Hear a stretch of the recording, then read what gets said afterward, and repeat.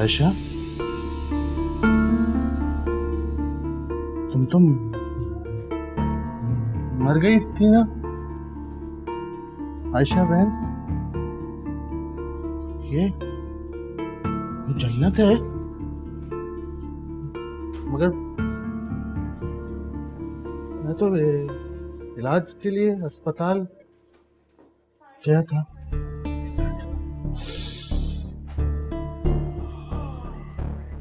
ये जन्नत है ना, ये वाकई जन्नत है, मगर मेरे जैसे आदमी को तो जहन्नुम में होना चाहिए ना।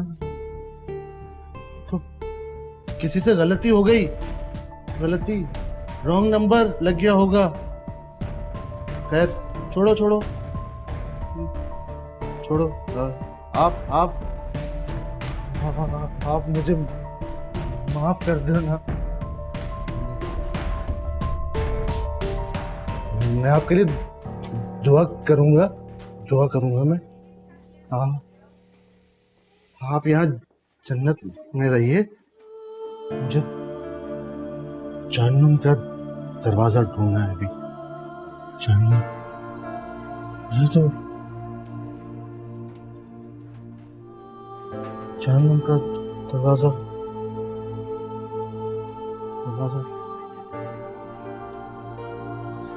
मेरी तबीयत बहुत खराब हो रही है। आप मुझे घर ले चलें। मुझे नहीं पता, आप मुझे घर ले चलें प्लीज। मेरी तबीयत ठीक नहीं।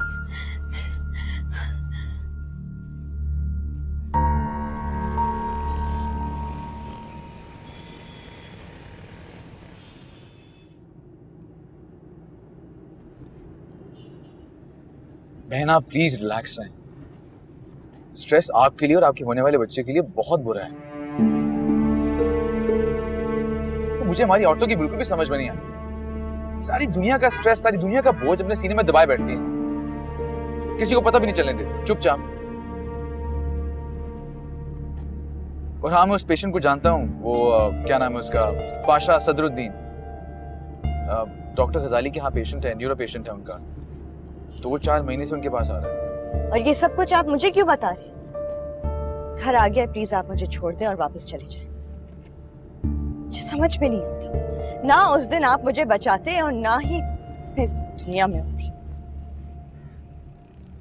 ना रह सकती हूँ और ना यहाँ से कहीं जा सकती हूँ।